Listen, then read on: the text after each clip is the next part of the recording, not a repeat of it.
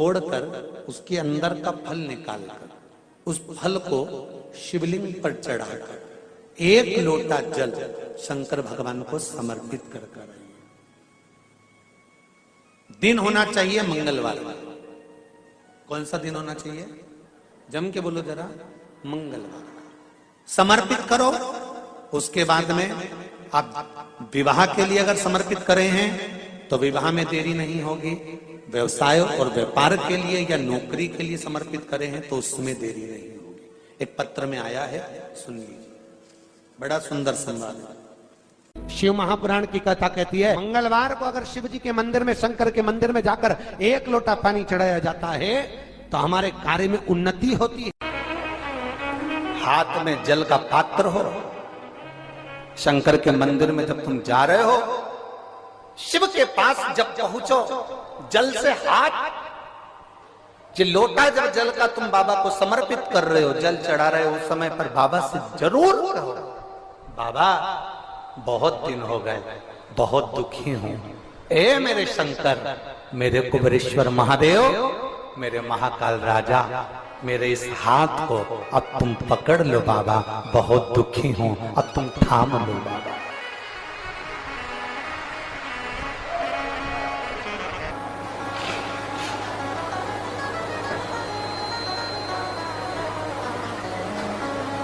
शिव महापुराण की कथा यहां तक कहती है कि यदि आप कोई मंत्र, साधना, व्रत, उपास कुछ भी नहीं जानते तो बेलपत्री के वृक्ष के नीचे एक लोटा जल चढ़ाओ, प्रदोष की प्रदोष एक घी का दीप लगाओ और बेलपत्र के वृक्ष के नीचे की मिट्टी का ही तिलक लगाओ।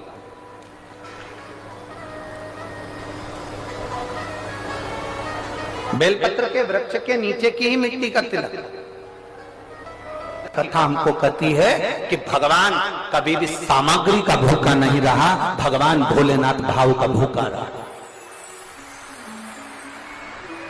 भगवान शंकर को रिझाने के लिए सामग्री की जरूरत नहीं है। कोई चीज तुम पशुपति व्रत करने के लिए गई हो, थोड़ा सामान तुम्हारा घर पर छूट गया, मान लो तुम्हारा कंकु, रोली, मौली, चंदन, हल्दी कुछ घर पर छूट गया, बस एक चीज ना छूटे, जो 6 दिए हैं वो और प्रसाद के 3 हिस्से। जो प्रसाद तुम लेकर जा रहे हो उसके 3 हिस्से करने का सामान वो छूटना नहीं चाहिए। बाकी का तुम्हारी मोली घर पर छूट गई, रोली घर पर छूट गई, चंदन घर पर छूट गया, अगर कगर घर पर छूट गया, कपूर घर पर छूट गया, लोटा पानी का घर पर छूट गया, कोई सामान तुम्हारा घर पर छूट गया, चल जाएगा, बिल्कुल चलेगा। तुम उसमें चिंता मत करना कि मेरी थाली में ये नहीं। गणगौर की पूजन करने जाती हैं माताएं, इधर गणगौर होती है कि नहीं होती हमको नहीं मालूम। गणगौर की जब पूजन करने माता जाती हैं, तीज का पूजन करने जाती हैं, देवी का पूजन करने जाती हैं, चतुर्थी का पूजन करने जाती हैं, किसी देवी देवता का पूजन करने जाती हैं, पूजन की थाली में दूसरे की थाली में देखती हैं कि बहुत सारा सामान है, मेरी थाली में ये चीज नहीं है, तो उसको याद आती रहती है, मैंने तो भगवान को ये चढ़ाया ही नहीं, मैं तो भगवान को ये दे ही नहीं पाई, मैं तो भगवान को ये दे नहीं पाई, मेरे पास तो ये सामान है ही नहीं, उसकी चिंता में लग जाती है। शिव महापुराण की कथा कहती है, जो देवी देवता ने आपके हाथ से बुलवाना था वो सामान देवी देवता ने अपने हाथ से बुलवा लिया, अब चिंता करने की जरूरत नहीं। आप ये टेंशन मत लो कि मेरी थाली में ये नहीं है, मेरी थाली में ये है, ना ना, आप तो भगवान के भरोसे छोड़ दो कि तूने जो कहा मैं वो लेकर आ गया, तूने जो मुझे बुद्धि दी उस बुद्धि से मैं लेकर आ गई, तूने जो मुझे आज्ञा करी मैं वो लेकर पहुंच गई। अब मेरे पास में ये नहीं कि मैं ये भूल गई, मैं ये रह गया।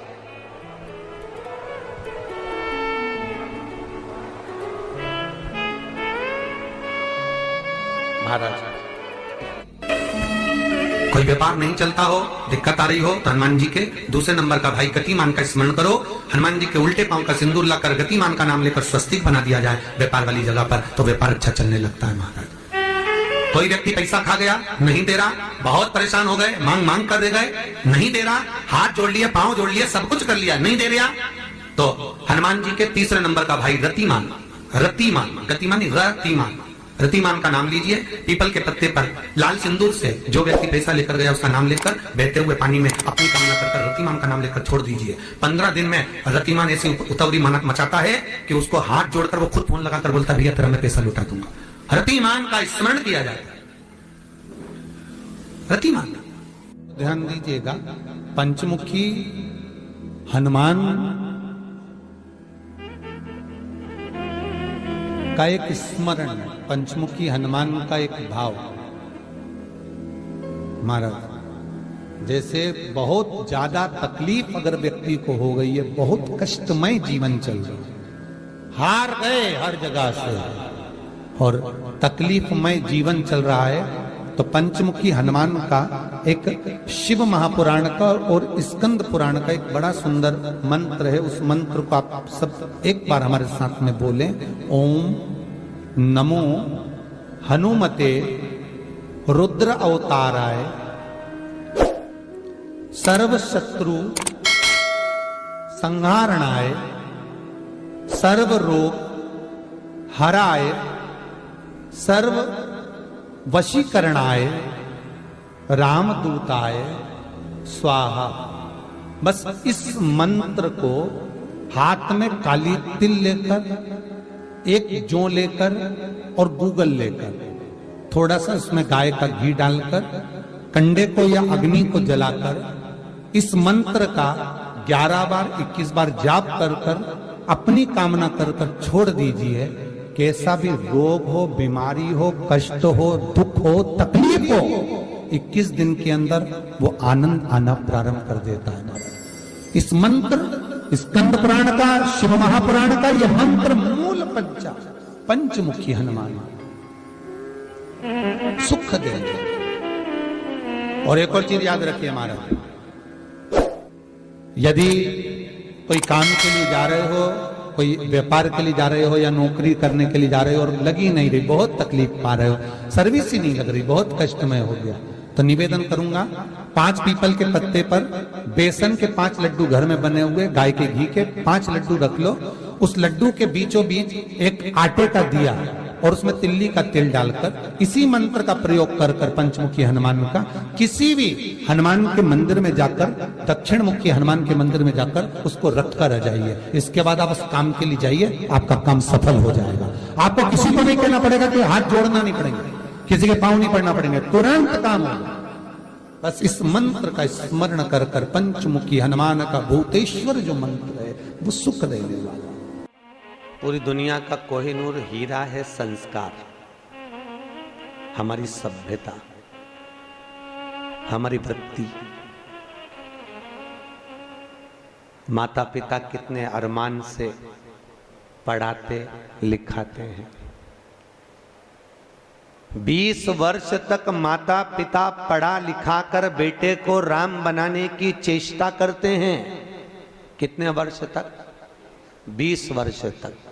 और 20 दिन की कुसंगति बेटे को रावण बना देती है। वो 20 वर्ष पर पानी फिर गया।